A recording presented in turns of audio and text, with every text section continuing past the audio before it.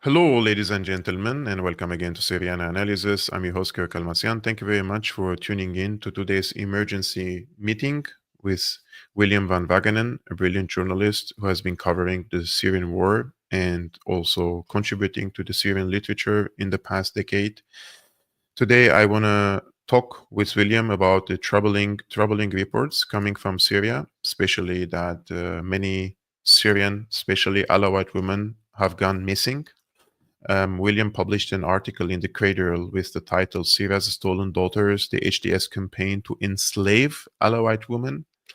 Since December, when the former Al Qaeda affiliate Hayat Tahrir al-Sham, or HTS, toppled the government of Bashar al Assad, Syria has witnessed a chilling wave of mysterious kidnappings of young women, predominantly from the Alawite community. Evidence continues to emerge that these women, primarily from the Alawite religious sect, have been abducted and taken to live as sex slaves in Idlib governorate, the traditional HDS stronghold, by armed factions affiliated with the new Syrian government. William, first of all, thank you for coming to the show and trying to shed light on this important issue. What evidence do we have that these missing women have been transferred or transported to Idlib and they're being abused the way it is described in your reporting? Well, there have been rumors of this for months now, just small pieces of information alleging that women were being abducted and taken to Idlib. And finally, just last week, a woman named Hibba Izzadeen, an activist from Idlib, encountered one of these girls who was kidnapped from the coastal regions of Syria during the horrific massacres of Alawites on the 7th of March that were carried out by the HTS and Syrian government affiliated armed groups that killed, at least 2,000 people, mostly men, but many women and children as well. So anyways, this activist from Idlib, she was visiting a friend and encountered one of these women who had been taken from the coast during those terrible massacres. And she then started to ask around with her contacts in some of the armed factions, again, affiliated with the government and with other activists in Idlib. And she confirmed that that indeed is what has been happening. So over the past several months, there have been all these girls disappearing, and their families are going on social media, especially Facebook, which most Syrians use more than Twitter or Instagram. And on Facebook, they've been posting these pleas for help, saying, "Hey, my daughter or my wife, etc., was kidnapped. We don't know where she is. If anyone has information, please let us know." So again, there's this activist from Idlib, Hibba Izzadeen, confirmed that that's what's happening. And, tellingly, instead of getting a response from the authorities in Damascus or in Idlib that they would investigate the issue and try to free these girls, instead the governor of Idlib accused Hibba, the activist, of insulting the hijab, like insulting Islam. So again, the troubling thing, which we can talk about more, is that there is a precedent for this. ISIS, of which HTS and the Nusra Front, the current government of Damascus, is an offshoot. ISIS did the same thing on a mass scale to Yazidi women during the genocide in the Sinjar district of Iraq in 2014. And in fact, many of the women who were abducted at that time by ISIS, quite a few of them ended up in Idlib, and several were rescued just barely this last December. So there are all kinds of connections between what ISIS did in 2014 and what's happening to the mostly Alawite, but also some Druze women in Syria now. So I just want to explain to the people what it means to be abducted by a group like HTS or ISIS, and what's the purpose behind abducting women, let's say in this case predominantly Alawite women. So In Arabic, they call them sabaya. And I wanted to do some research about the root of this concept in, let's say, in the Islamic religion and culture. So, in the Islamic historical and legal context, sabaya refers to female captives taken during war, particularly in the early Islamic conquests. The word sabiya, which is singular, or sabaya, which is plural, traditionally meant women captured during battle who became part of the spoils of war, or ghanaim. In classical Islamic law, or fiqh, based on interpretations of the Quran and Hadith, captives taken in legitimate warfare could be, first, ransomed back to their families, second, or freed, or kept as servants or slaves. Or finally, in some cases, the captor could enter into sexual relations with them under specific regulations without formal marriage, but with obligations to treat them with dignity, not abuse them, and with possibilities for their eventual emancipation. So when I read this, at least, of course, I disagree with it completely and I oppose it. However, even under some of the conditions when and how the, let's say, Islamic forces can take or abduct women, there are some preconditions. One, it should be during war, and there is no war between the civilian population and this HTS group, basically, in the coastal cities and in other places. And secondly, they are not treated with dignity, some of which are already married women of other men. So even under Islamic jurisdiction, I find that what they're doing it is un-Islamic. I don't know what you think about that. Yeah, I mean, I'm not an expert on Islamic law or anything, but it's certainly what's happening is really horrific. And again, the Yazidi women went through the same thing, and you know, this is one of the dangers of the U.S. and Israeli-backed regime change operation against the Syrian government that began back in 2011. You know, the rhetoric at the time was that they were the armed groups fighting the Syrian government with U.S., Israeli, Turkish, Qatari, Saudi backing, French and British. That they were, you know, democratic, asking for, you know, civic, democratic freedoms. But, you know, from the beginning, these were Salafist armed groups who have really terrible ideas about religious minorities, in particular Alawites, but also Christians. And the armed groups were all sectarian in nature from the beginning. So now that these groups have successfully taken over the country, we're seeing their ideology, basically this extremist Salafist ideology being put into practice, which is giving these groups what they feel like is the license to abduct these poor girls. And again, it's not during war. I mean, many of them are basically like being abducted on their way to school. There's a woman in Homs who was abducted just a day or two ago, who went to take a test at her university, and in like the testing center, she was abducted.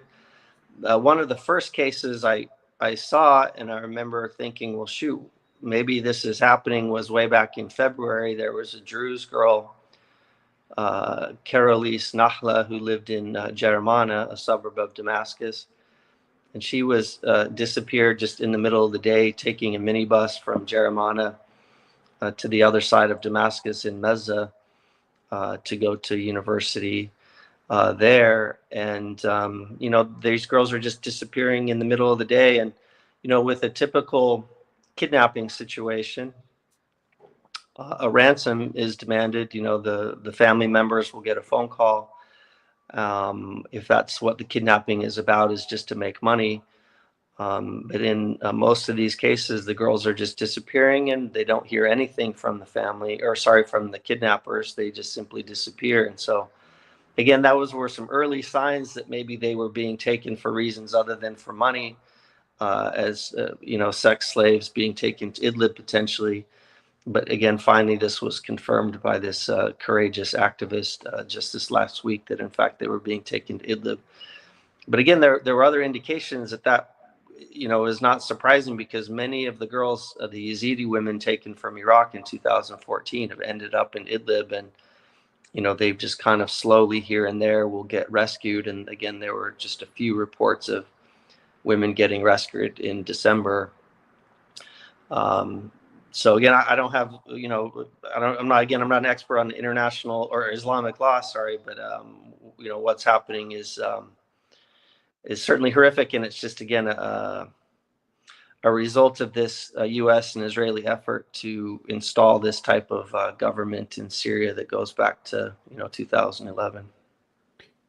Last time when we had a conversation together, I'm not making any assumptions. Maybe I misunderstood you, but I had the impression that you delivered some cautious optimism from Syria, like people were cautiously optimistic about this transitional period. And like I think in the past few weeks, this has changed, and especially in some of the places like Latakia, Tartus, Homs, and Hama. I think this is not only the violence, let's say, has escalated, and there are towns basically have been ethnically cleansed, right, in Homs and Hama from their Alawites, and now there are also anti-Druze sentiments and anti-Kurd sentiments among the HDS supporters in the streets, especially after the Kurds declared that they want a federal system. Surprise, surprise, despite the agreement with HDS a few weeks ago. And now some of the Druze communities are going even to Israel, and without government, let's say, approval. So it looks more like there is no centralized government anyways in the country, right? Yeah, I mean, that's what it's starting to look like. And you're right, after Assad fell, I talked to so many Syrians who were quite happy about it.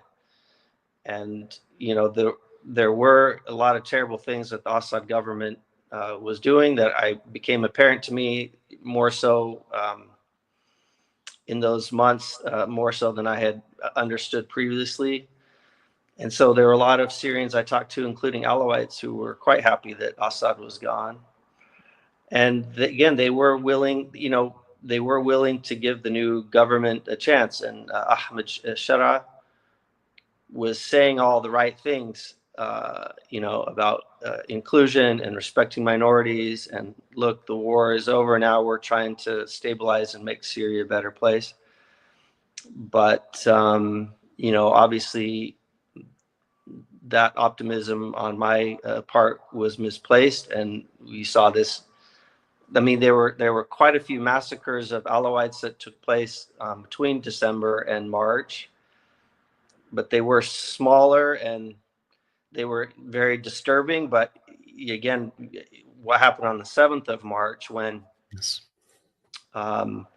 There was basically this general call for armed factions, including affiliated with General Security and with the Ministry of Defense, to just descend on the coast and just go door to door in every Alawite village and Alawite neighborhood in the bigger cities that they could, especially like in Banyas. And they just carried out these horrific massacres, killing every military age man they could find. Obviously, probably a lot of your followers know exactly what happened and have seen all the videos of people of these men being executed in the streets. And again, many testimonies of even women and young kids also being killed. So, I mean, this is what I expected would happen, in the past. And then we really didn't want to happen, like we expected it to happen and we didn't wish it to happen. It's not like I at least wanted to make a point and say, haven't I told you so that this is going to happen? Because as you mentioned, also with all the components of the Syrian society, Alawites themselves, the vast majority of them have not benefited from the Assad regime. In the contrary, those who understand anything about Syria know that the industrial and the business circles were in Damascus and in Aleppo. After the war, Aleppo's status has become more less and less after the destruction of the city. But the coastal part, it was mostly based on agriculture and services, and the people were poor. So mostly they were like joining the public sector, becoming teachers, working in government administrations, for example, and with the minimum wage of money. Those were the real poor people of Syria, right? And they were happy also. They were also celebrating. Some of them were, let's say, in private, some of them in public on social media platforms. But as you noticed from your first visit, right after the regime change, there was this, as I described, a cautious optimism. I noticed that as well. And I didn't want for, let's say, I didn't want for my expectations to be true.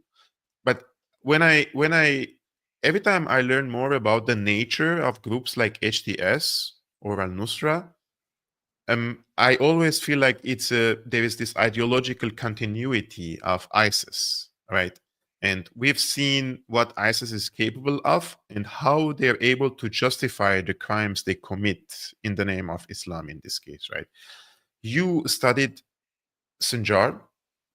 Can you draw parallels between, first of all, explain the gravity of the situation when ISIS enslaved Yazidi women in Sinjar? For those who don't know what happened in Sinjar, this happened in 2014, right? Or 2015? Yeah, it was in 2014. So the basic background is that ISIS took over Mosul, Iraq's second biggest city, in June 2014. And at that point, Sinjar, which lies just to the west of Mosul, was basically surrounded on at least three sides by ISIS.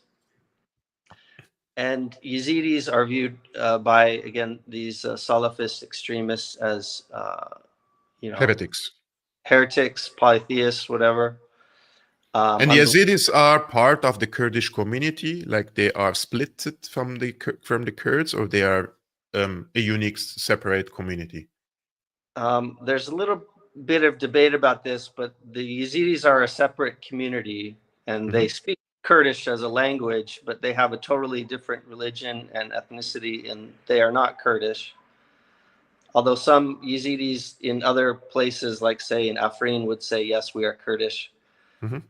But the problem is that after ISIS took over Mosul and they were surrounding the area of Sinjar, which is home to the Yazidis were basically surrounded, and the Kurdish Peshmerga of Masoud Barzani was occupying Sinjar, and they were telling the Yazidis, we will protect you, don't worry.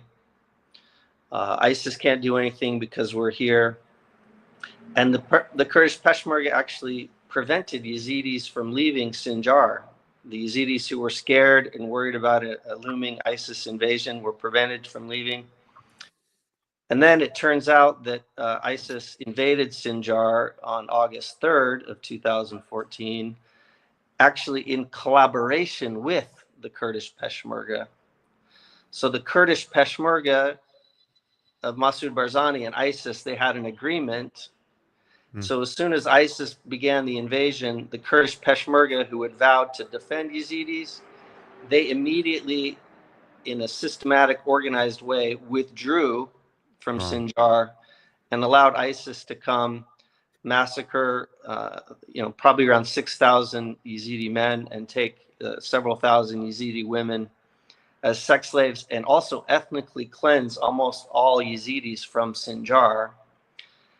And the purpose of that was because Masoud Barzani wanted to take Sinjar from the Yazidis, ethnically cleanse it, and make it part of a future Kurdish state, which he was seeking to establish, and become independent of Iraq from the central government.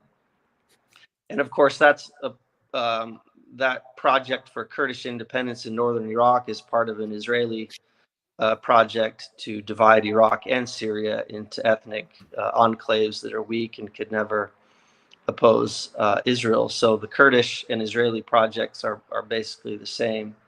But that's what most people don't know. Most people know that ISIS did this genocide against Yazidis, but they don't know that Masoud Barzani, and also by extension, the United States, Israel, supported that genocide and helped ISIS with it. Anyway, so that when these women were being kidnapped in Sinjar, and word started coming out that these women had been enslaved in like the immediate weeks and months afterwards, even like there were some people trying to raise awareness about it, including a guy named Matthew Barber, who was on the ground in near Dahuk, near Sinjar at the time. He's doing a PhD at the University of Chicago, and he was on the ground at the time. And he said he kept getting reports about this, and even he had a hard time believing it. And then as the truth came out over time, slowly and slowly, it turned out that the truth was even more horrific than even he could imagine.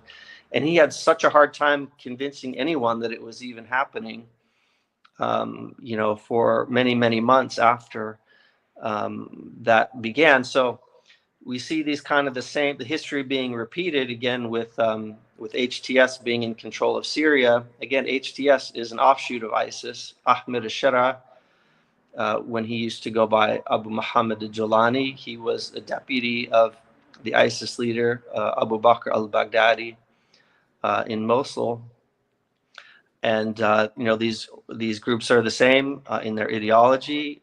They're the same in that they get support from foreign powers, including Israel, the U.S., Turkey, Qatar, Saudi Arabia, etc. And so again, we're just seeing like history repeat itself. And like you said, when the Assad government finally fell, and I was talking to people, a lot of them were really optimistic, and I kind of thought, hey, maybe I was wrong. Maybe these sectarian massacres that Nusra had promised to unleash in places like Latakia in 2015, and which they did unleash in Alawite villages in 2013.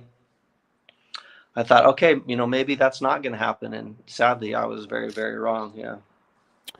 In terms of the ideological continuity, let's say, of ISIS that you argued in your article, this is important because there is the argument that Julani himself abandoned Al-Qaeda for quite some time. And it wasn't only a rebranding process, but rather a pragmatic move from Julani to present itself as the next leader of Syria. But such acts, like enslaving women, in Idlib under Julani's rule, it gives the impression that it's either he doesn't have control over these militias, or he endorses these acts, because I don't see accountability for such acts, right? Yeah, and so that was a big question too, is like how much control does Julani have? Because there were many, many factions, based in Idlib, and that helped him take over the country. And so that was a question: does he really have control, and does he endorse these things? And of course, I don't have 100% proof either way. But I think what's important is that when Ashara took power, there was this big push to gain legitimacy in the international community. Even though, again, Israel and the United States were the groups and Turkey were the countries that supported him coming to power. But he had to shift his rhetoric and talk about inclusivity, protecting minorities, and all these things for diplomatic reasons. But his fighters were not any different. And they are a constituency that he has to keep happy. I mean, he has to keep international diplomats happy, but he also has to keep his fighters happy. And there were, in those first months, December, January, a lot of his fighters in Idlib were upset at the kind of comments he was making about protecting Christians, protecting minorities, potentially having elections. a lot of his fighters were saying, why did we fight a jihad for 14 years if you're going to now have a democratic system and protect the minorities? Like, the whole reason we fought this war was to kill Alawites, to But I ethnically thought it's cleanse, about democracy, my friend. and to establish, a caliphate. So one view I have of the massacres on 7th of March was that Julani orchestrated those and allowed those basically to keep his base happy, and while at the same time just saying to the international community what they want to hear, like, oh, we're going to investigate, and of course there have been the investigation has done nothing, and the killings have continued, especially in Homs.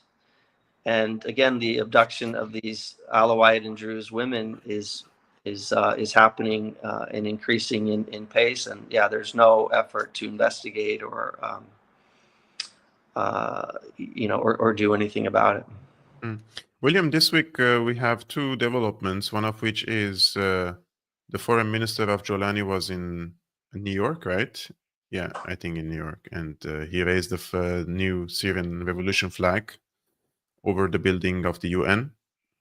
And then we have a statement was made by the US Embassy in Syria just now before we started this live streaming together, and I want to screen it. It says the Syrian people deserve leadership that is transparent, accountable, and fully committed to a more peaceful and prosperous future after 54 years of ruinous rule under the Assad regime. The United States continues to closely monitor the actions of the Syrian interim authorities. We will hold Syrian interim authorities accountable for the following steps to fully renounce and suppress terrorism: adopt a policy of non-aggression to neighboring states, exclude foreign terrorist fighters from any official roles, prevent Iran and its proxies from exploiting Syrian territory, destroy weapons of mass destruction, assist in the recovery of US citizens disappeared in Syria, and ensure the security and freedom of all Syrians. This is the acting US representative to the United Nations in New York, Ambassador Dorothy Shea. It looks like there is a change in the tone of the US, or was it always the case with Washington and Julani's government? Well, I mean, my impression is that, again, the U.S. supported the overthrow of Assad and the insurgency starting way back in 2011. So once they finally achieved that goal, again, you might think that, well, okay, now they're going to like lift the sanctions that totally devastated the country and impoverished millions of people, and now they're going to just let Syria, try to develop and become, a prosperous country again. But that was never the goal of U.S. and Israeli officials who planned all this. So now that Shara is in power, they can still use these things about his, terrorist past and these current massacres just to extract, further concessions and get, what they want, which is most likely, I think, for Shara to sign over the Golan Heights, join the Abraham Accords, and basically, legalize Israel's occupation of the Golan and that territory that they want. So I don't see the U.S. condemnation of these recent massacres as being sincere or have anything to do with concern about Syrians, but it's just a way to, extract even more, geopolitical advantage from the situation than they already have, I guess. What's your take on these reports and rumors which say there is a split in the US administration, that there is a team of Marco Rubios who are for legitimizing the Julani regime, and then you have the Tulsi Gabbards who are against normalizing with the current regime in Syria? Do you see there is a rift in the US how to deal with Syria, or there is the permanent state deciding the fate of Syria? You know, I don't have any insights on that. I mean, as you mentioned, Marco Rubio, he's been on board with the regime change project since the beginning. And Tulsi Gabbard was against it, you know, in the past. But also, I just more and more think, and maybe we disagree on this, I just think that basically Israeli or Jewish neocons control U.S. foreign policy in the Middle East. And I see people like Gabbard or Marco Rubio even as being compromised, not really the decision makers. You know, I mean, once you get into those positions, they kind of know whose tune they need to dance to. And, you know, at the end of the day, it's like Jewish neocons that run U.S. foreign policy. And so it's the Israelis. It's really, again, it's just not Tulsi Gabbard or Marco Rubio, I think, that are I don't disagree. I don't disagree with you on the enormous influence of the Zionist lobby there. I just realized that there is a pattern recently among, let's say, America First or people who are calling for, let's say, freeing America from the Zionist AIPAC lobby and other extensions, that they don't take responsibility for the actions of the US. They say this has been all done because of the Zionist lobby or the Jewish lobby. So it's not on us. We didn't do it. They forced us to do these things because they occupy us. Our country is occupied. You know what I mean? And myself, I disagree with that assessment in the context that Israel is part of the US empire. You know, like it does the bidding of the US also in the region. And I'm not saying when I say the US empire, that doesn't mean the wars which were launched in the region benefited the American people living in the empire. In the contrary, they were enriching the war machine and the usual suspects, let's say, who made profits of these wars.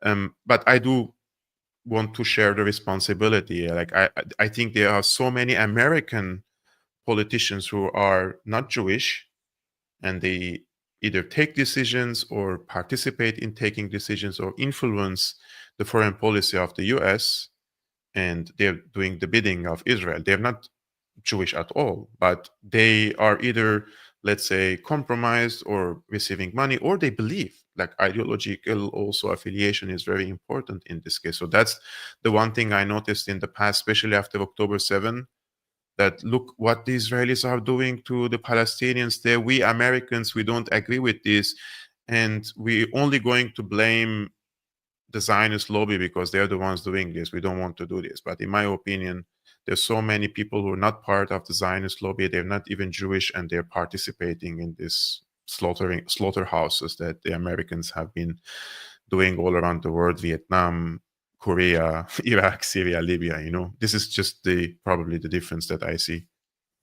Yeah, I don't know. Maybe I'm starting to turn out like the guys you're describing. Like the more, I mean, I've spent my, like, you know, a lot of time. I mean, I hate America. I say that all the time. I'm American, and I hate the American government. And I've spent decades writing about the terrible things the U.S. government has done.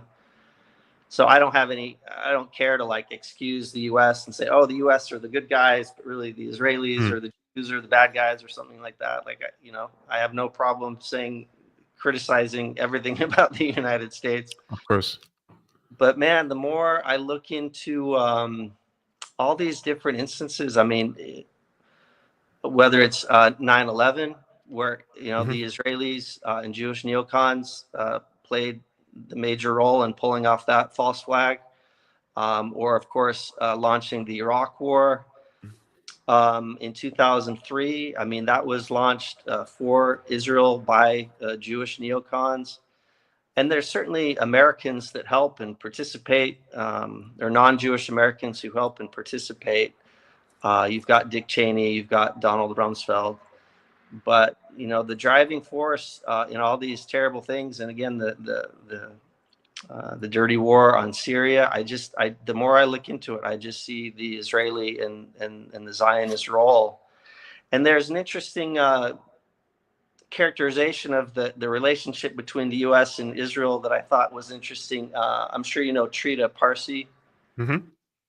He's an Iranian American Yes, analyst, and then he wrote a book where he cited some Iranian official who said the U.S. is the great Satan, Israel is the little Satan, but the little Satan crawls into the head of the big Satan and tells it what to do. And I just I thought that was a kind of a good way to characterize. the whisperer in the ears of the greater. I mean, who knows what kind of terrible things that the United States would do if there was no Zionist influence on the U.S. government. There's still people that want to make money by producing and selling weapons. There's still corporations that want to exploit foreign countries. There's all these things that are still there, but man, when you get into the nitty gritty of who is making decisions and launching this war and that and it, the older I get, the more I just find in case after case, it's the Zionists that are really pulling the strings in the U.S. and that have much more influence than I had understood, even though growing up in the U.S. and even it extends to things like COVID. And I mean, I don't know, we don't want to get into that, but I was shocked, by the way, by this COVID. One of the pharmaceutical industries and the board team and this. And with the mRNA vaccines and yes, it was quite shocking for me too. I didn't know about that.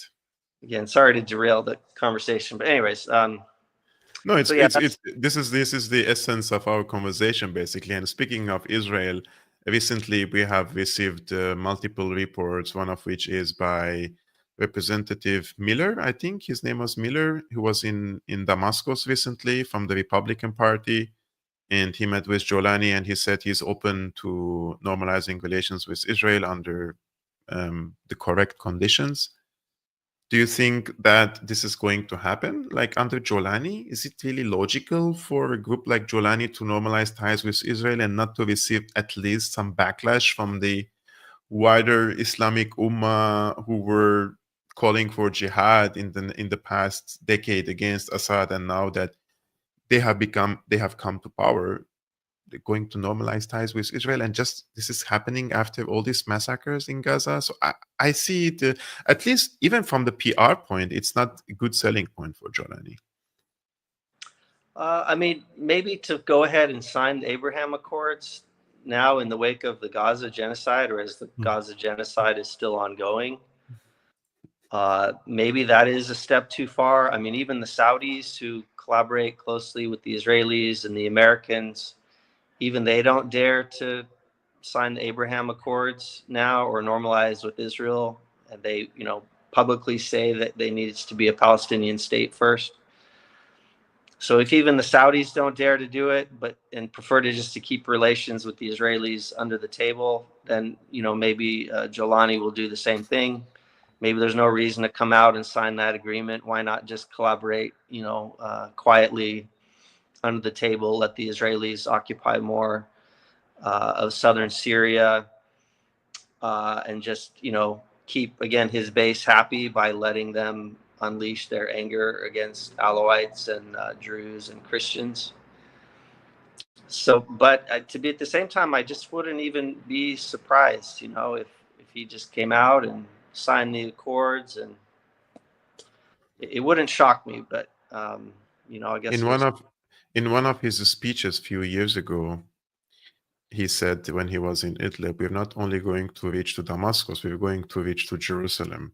But he didn't say how is he going to arrive in Jerusalem, as a normalizer or as someone who is going to liberate Palestine. I think in this case he will choose the former. You mentioned he will allow his popular base to massacre probably more Alawites to satisfy them. What is going to be the destiny and the fate of the Alawites now? The Druze have a militia, and they have a backing from the US and from Israel. The Kurds have a militia. They have a backing from the US and Israel and other powers as well. But there is no one supporting the Alawites in this case. They don't have a unified political body. They don't have a militia. And they are demonized by the current Julani regime. They're being massacred en masse. Their women are kidnapped. How is this going to end, in your opinion? Is Russia going to step in and say, I'm going to protect the Alawites in this case, but this will eventually lead into, mini Alawite state? What is the future for them in the country? Well, I mean, it's not good. A lot. I mean, obviously, a lot of Alawites have already left Syria, whether to Lebanon, or those who have more money or better connections have tried to go to Dubai. And I think that there might be some type of bigger political game to like divide. Obviously, there's the game to keep Syria divided. You mentioned the Kurds coming out and talking about democratic federalism. So, there could be some type of geopolitical game to like divide the coastal regions off from the rest of the country, maybe as a reward to the Russians for basically allowing Assad to fall, saying, "Hey, we'll let you guys have the coast and your bases," and it could become kind of a Russian protectorate, or the Turks may want to try to annex the coastal regions themselves because of all the gas off the coast, and say, "Oh, we need to protect the Alawites, so we just need to separate it from Syria and annex it, and they can get the gas."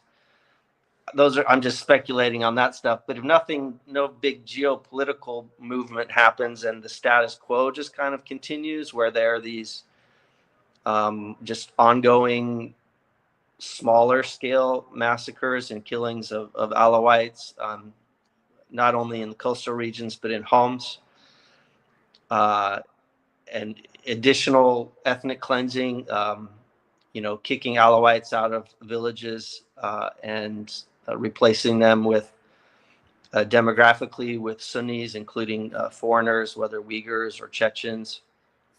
It maybe become kind of like a West Bank situation where in the West Bank, Ben Gvir is trying to annex it. He's trying to ethnically cleanse and kick out all the Palestinians.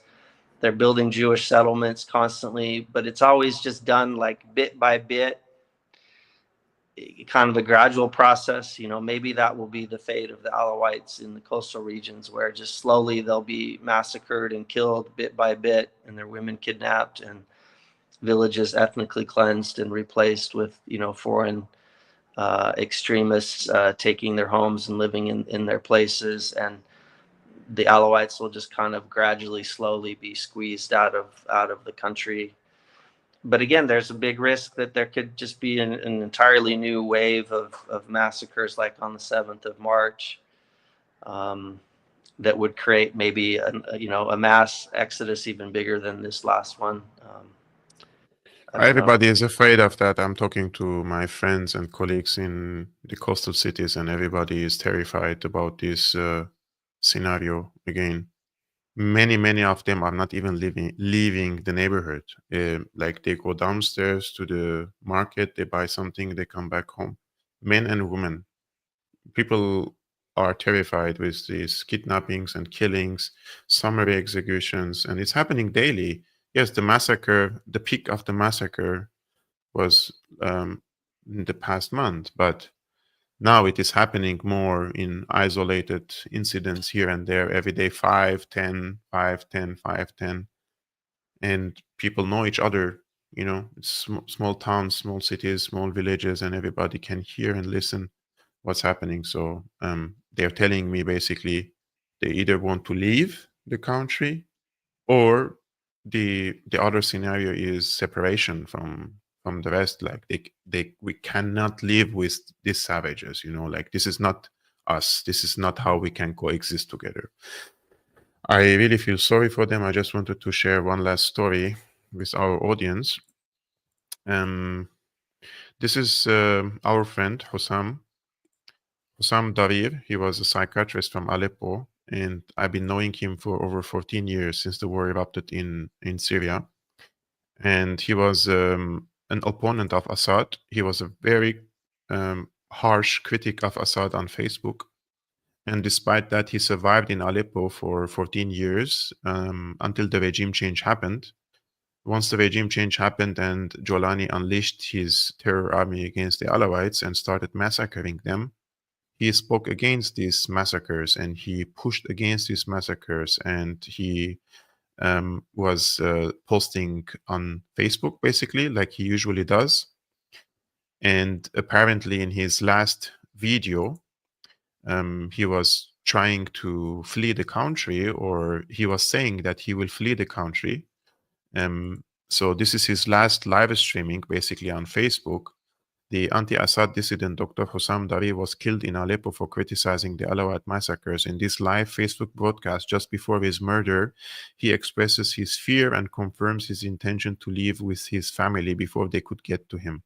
So this is him in a live streaming was talking about how much terrified he is that they could come after his children, basically in Aleppo, and that he wants to leave the country and go to Lebanon, basically. And they couldn't let him even leave the country. They came after him in the clinic and they killed him. And Hussam, when he was very much, let's say, very harsh critic of Assad, I had lots of chit and chat with him, conversations, and I always thought that he was exaggerating about how the situation is bad in Aleppo. And he explained to me in DMs about the severity of the issue and how much they are neglected basically by the Assad government. And he turned out to be correct in many of the things that he mentioned. So his criticism was legit against Assad government, and his criticism against the Julani regime was also legit, but they killed him. Guys, there are over 51 women abducted now by the Julani regime, all documented by names. I also posted the names on my X account. However, if you want to go more into depth into the details of these very horrific incidents, I put the link of the article Syria's Stolen Daughters, the HDS campaign to enslave Alawite women in the description below. Please go and click on the link and share it on your social media platforms. That's very important to share the story, the investigation, and the pain and the suffering of these women. It has to be shared. You have to moral responsibility to amplify their voices. And if you find this conversation fruitful or beneficial for you, and if you want to raise awareness among your friends and colleagues and family members, you could also send the link of this conversation with William to your contacts. William, thank you really for coming to Syriana Analysis and shedding light on this very important and tragic, basically, event happening, many events basically in Syria. Yeah, do you mind if I share one just quick story before we? Of course. So one of the cases that I came across was there was a Yazidi man who was involved in trying to buy the freedom of different Yazidi women taken captive back in 2014. And there's a report by in NPR, National Public Radio in the US, about this one particular girl he was trying to save. She had been kidnapped when she was 11 years old during the genocide in Sinjar by ISIS in 2014. And as this Yazidi man was negotiating her release, he was speaking with a contact in ISIS, trying to arrange to pay some money for her to be released. And the ISIS contact said that, this is the amount of money I want, $45,000. And he told the Yazidi man, look, I know how much they charge in Turkey for us to sell the girl to them and have her organs extracted and sold. So you can pay the $45,000 I'm asking, or I know, what we could do to sell her to people in Turkey and have her killed and have her organs extracted and sold for even more money. And that girl had been, again, kidnapped by ISIS at 11 years old, but she was then sold to a Nusra Front commander who raped her as a young girl. And then, later this Yazidi man was trying to buy her freedom. So that was just one of the more horrific stories I came across. And again, like this guy Matthew Barber said during the beginning of the Yazidi genocide, like some of the stories were so horrific that even he didn't believe them at first. And then they all turned out to be worse than even he imagined. And so that's something to keep in mind again, I think, for what's happening in Syria now. Wow. I mean, the stories that we heard in Syria, and especially the stories that were not even reported in the press, right? Like there's so many stories that we hear from, like, mouth to mouth, and people tell us his son or her daughter or somebody they know, their neighbor, were kidnapped on the highway in 2011, 2012, and here we are 12 to 13 years later. They couldn't find their son, they couldn't find their daughter up until this moment. They don't know if they're alive, if they're dead. Imagine the trauma they have inflicted upon the Syrian people. It's going to be transgenerational trauma. It's not going to be healed anytime soon. One of our friends says, why so quick to end the discussion, Kevork? I am trying to keep the live streamings under 1 hour. So we're already 52 minutes now. I think it's a logical time for a conversation, also to respect the time of the guest. And also many people do not like nowadays to watch 1.5 hour content. So I'm trying to keep it under 1 hour to squeeze the information, the important ones, as much as I can. Guys, we are only 900 subscriptions away from hitting the 100K. If you're new, please consider subscribing and sharing this video with your friends. And finally, all the thanks goes to our brilliant guest, William. We will definitely have you back, William, soon on Syriana Analysis to follow up and update us about what's going on in the country. Thank you so much. Okay, thanks again, Kevork. Good to talk to you. Great talk to you too, my friend. And thank you so much, guys, for tuning in to today's video. Tomorrow on Tuesday, it's definitely going to be another either video, update analysis, or live stream. So stay tuned, subscribe to Syriana Analysis, and we will see you soon. Peace be upon you, upon your families. Salam.